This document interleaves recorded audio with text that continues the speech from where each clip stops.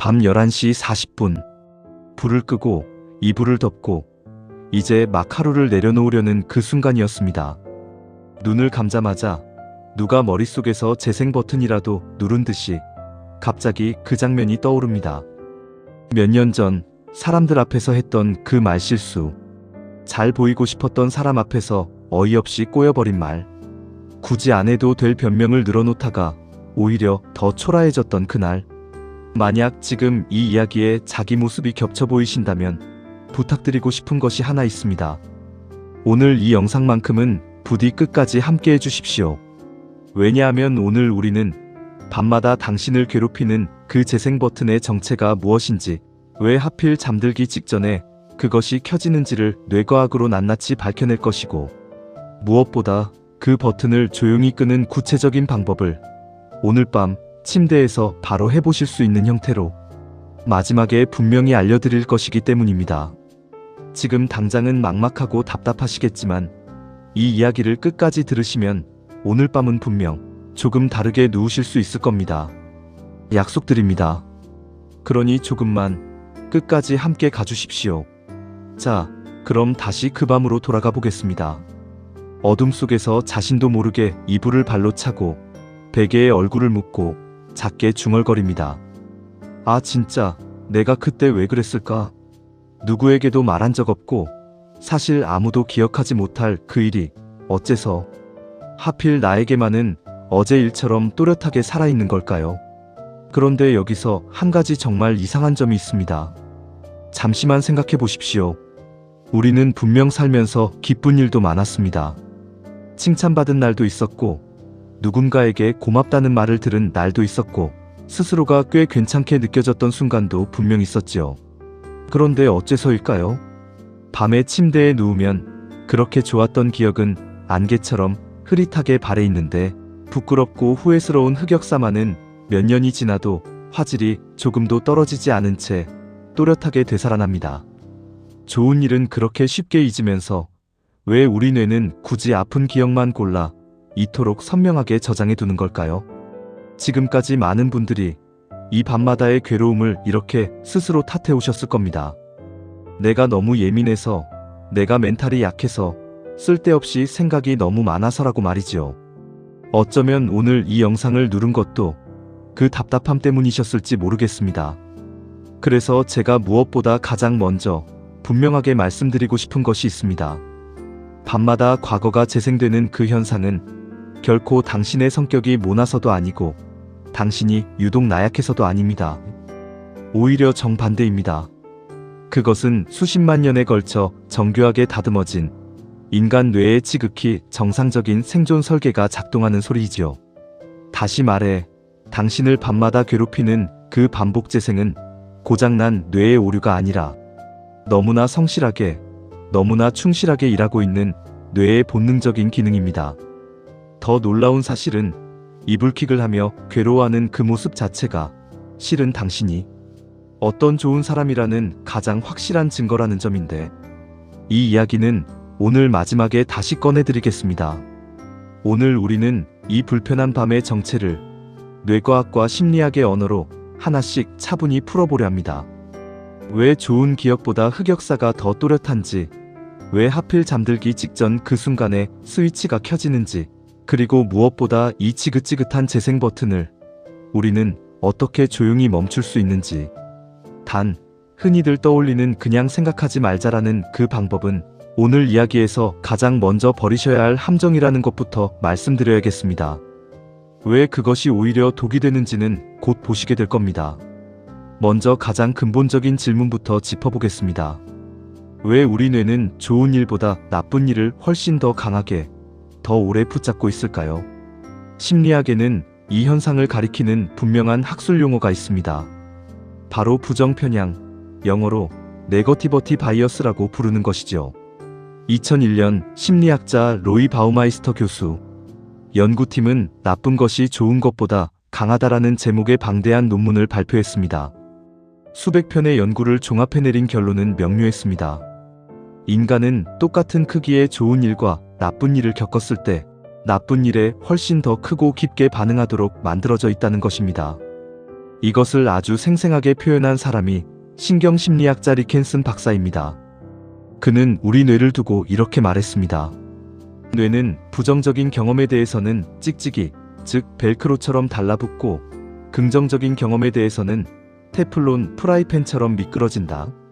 칭찬은 들을 때 잠깐 기분 좋고 끝나지만 면박이나 무시당한 기억은 끈질기게 들러붙어 떨어지지 않는다는 것이죠. 여러분의 경험을 떠올려 보십시오. 회의에서 9명이 좋다고 했어도 1명이 인상을 찌푸리며 던진 한마디가 집에 오는 내내 머릿속을 맴돌지 않던가요? 그 한 사람의 표정이 9명의 호의를 통째로 덮어버리는 경험, 바로 그것이 부정편향입니다. 그렇다면 우리 뇌는 왜 이렇게 손해보는 방향으로 설계되었을까요? 진화의 시간을 거슬러 올라가 보면 답이 보입니다. 수십만 년 전 우리 조상들이 살던 세계에서 좋은 일을 놓치는 것과 나쁜 일을 놓치는 것은 그 무게가 전혀 달랐습니다. 잘 익은 열매가 어디 있는지 깜빡한 조상은 그저 한 끼를 굶을 뿐이었지요. 하지만 어느 수풀에 맹수가 숨어 있었는지를 잊은 조상은 다음 세대를 남기지 못했습니다. 그러니까 부정적인 기억을 집요하게 붙잡고 반복해서 곱씹는 뇌를 가진 개체들이 더 오래 살아남았고, 우리는 바로 그 걱정 많고 잘 잊지 못하는 조상들의 직계 후손인 셈입니다. 정신과 전문의들이 진료실에서 자주 하는 말이 있습니다. 당신의 뇌는 당신을 행복하게 만들도록 설계된 것이 아니라 살아남게 만들도록 설계되었습니다. 흑역사를 자꾸 재생하는 뇌는 잔인하게도 당신을 보호하려고 그러는 것입니다. 자, 그럼 두 번째 질문입니다. 왜 하필 밤일까요? 낮 동안 일할 때나 사람을 만날 때는 멀쩡하다가 어째서 불을 끄고 누운 그 순간에 스위치가 켜지는 걸까요? 여기서 우리는 21세기 뇌과학의 가장 중요한 발견 중 하나를 만나게 됩니다. 바로 디폴트 모드 네트워크, 줄여서 DMN이라 부르는 뇌의 회로입니다. 미국의 신경과학자 마커스 라이클 박사가 밝혀낸 이 회로는 우리가 어떤 일에 집중하지 않고 멍하니 쉴 때 오히려 더 활발하게 작동하는 영역입니다. 다시 말해, 외부의 일에 몰두할 때는 잠잠히 있다가 할 일이 사라지고, 자극이 끊기는 순간, 정확히 잠자리에 누운 그 순간 깨어나는 뇌의 백그라운드 프로그램인 것이죠. 낮에는 업무, 대화, 스마트폰, 끝없는 할 일들이 이 회로를 눌러두고 있습니다.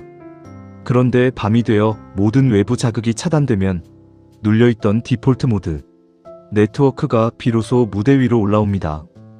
그리고 이 회로가 가장 즐겨 다루는 소재가 바로 자기 자신에 대한 생각과 아직 해결되지 않은 사회적 문제들입니다. 부정편향이라는 강력한 자석에 자극이 끊긴 밤이라는 무대가 더해지는 순간 뇌는 자연스럽게 가장 강하게 각인된 기억, 즉 그 부끄럽고 후회스러운 장면들을 끌어올려 재생하기 시작하는 겁니다. 모임에서 무리하게 분위기 맞추다, 호구처럼 이용당한 기억, 거절, 한번 못해서 떠하는 일들, 만만하게 보여 무시당했던 순간들이 줄줄이 소환되는 데에는 이렇게 분명한 신경학적 이유가 있는 것이지요. 여기까지 들으시면 이런 생각이 드실 겁니다. 그래, 나쁜 기억이 강하게 남는 것까지는 알겠다. 그런데 왜 한 번 떠오르고 마는 게 아니라 같은 장면이 수십 번, 수백 번 반복 재생되는 걸까? 바로 이 지점이 오늘 이야기의 핵심입니다. 그리고 이것을 이해하면 비로소 해결의 실마리가 보이기 시작합니다. 심리학에는 반추라는 용어가 있습니다. 소가 한번 삼킨 먹이를 다시 개어 내되씹는 모습에서 따온 말이지요. 예일 대학교의 심리학자였던 수전 놀런마이너스 옥세마 교수는 평생 이 반추 현상을 연구한 분입니다.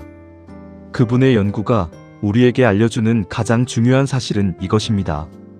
건강한 성찰과 병적인 반추는 전혀 다르다는 것이죠. 성찰은 그때 내가 왜 그랬을까? 다음엔 이렇게 해봐야겠다라며 앞으로 나아가는 사고입니다. 반면 반추는 왜 그랬을까? 나는 왜 늘 이 모양일까? 그 사람은 나를 어떻게 봤을까라며 같은 자리를 빙빙 도는 사고입니다.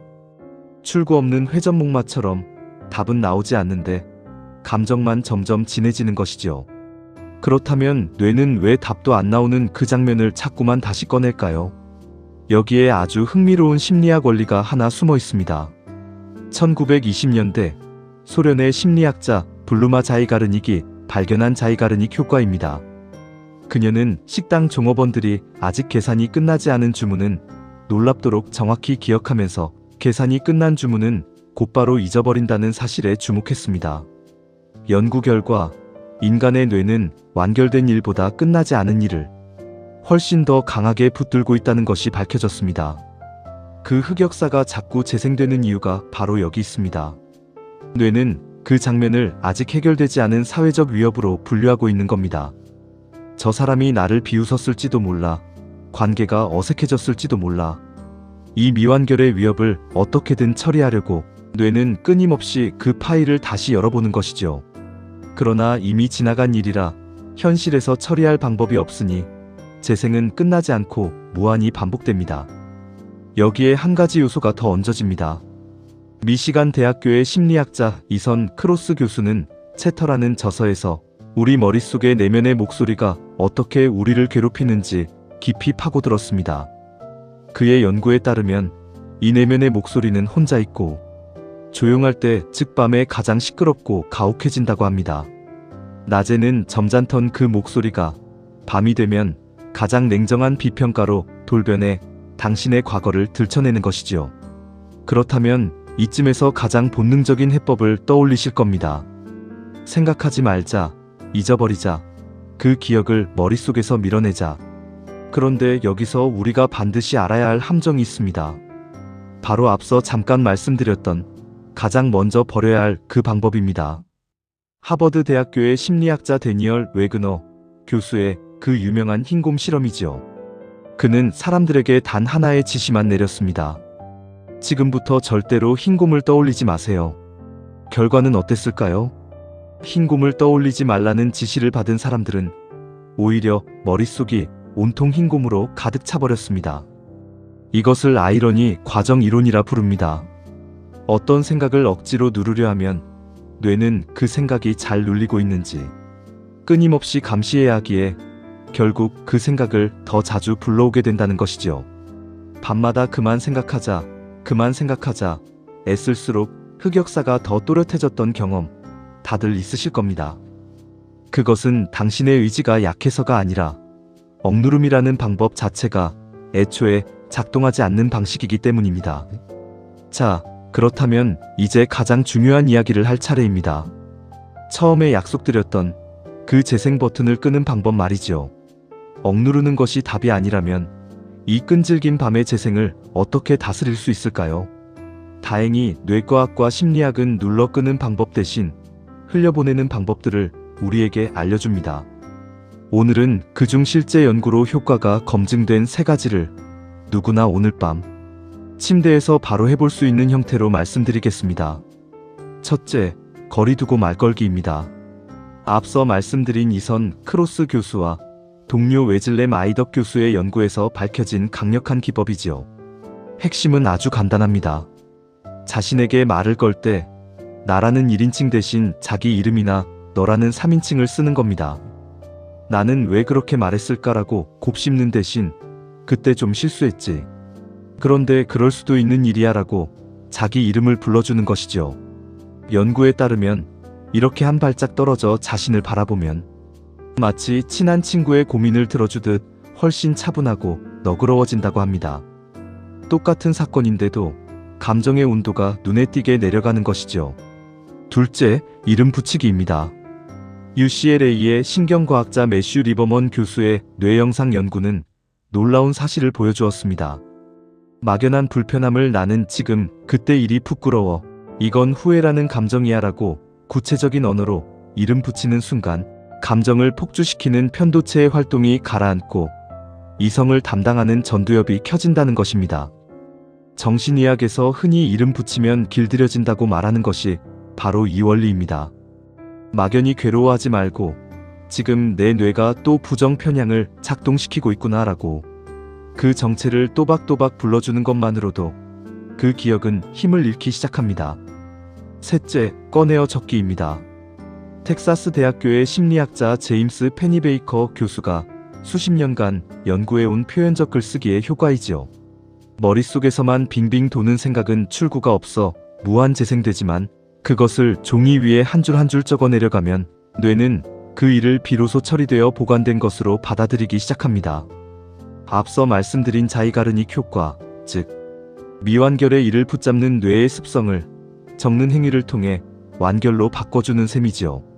머리맡에 작은 노트를 한 권 두시고 잠이 오지 않을 때 떠오르는 그 장면을 그저 몇 줄 적어 보십시오. 잘 쓰려 애쓸 필요도 없습니다. 꺼내는 것만으로 충분합니다. 그리고 마지막으로 처음에 제가 미뤄두었던 이야기를 이제 꺼내드리겠습니다. 오늘 밤 가장 마음에 새겨두셨으면 하는 한 가지입니다. 그 이불킥, 그 부끄러움, 그 후회는 사실 당신이 좋은 사람이라는 증거입니다. 정신과 의사들이 공통적으로 지적하는 사실이 있습니다. 타인의 시선에 대한 양심도 공감도 없는 사람은 애초에 이불킥을 하지 않는다는 것이죠. 당신이 밤마다 과거를 곱씹으며 괴로워한다는 것은 당신 안에 타인을 배려하는 마음과 더 나은 사람이 되고 싶은 양심이 살아있다는 가장 확실한 신호입니다. 그러니 그 재생되는 기억을 적으로 여기지 마십시오. 그것은 당신을 벌주려는 것이 아니라 너무 걱정이 많은 보호자가 이미 다 지나간 일인데도 여전히 당신 곁을 서성이며 지켜주려는 서툰 몸짓일 뿐입니다. 오늘 밤 또 그 장면이 떠오른다면 이렇게 해보시면 어떨까요? 억지로 밀어내려 하지 말고 딱 한 번만 자신의 이름을 불러보는 겁니다. 또 그 생각이 올라왔구나. 괜찮아. 이건 내 뇌가 나를 지키려고 그러는 거야. 그 한마디면 충분합니다. 거창한 결심도 완벽한 극복도 필요 없습니다. 그저 오늘 밤 그 작은 인사 한 번을 건네보시기를 바랍니다. 끝까지 함께 해주셔서 고맙습니다. 당신의 잠자리가 오늘은 조금 더 편안해지기를 진심으로 바랍니다.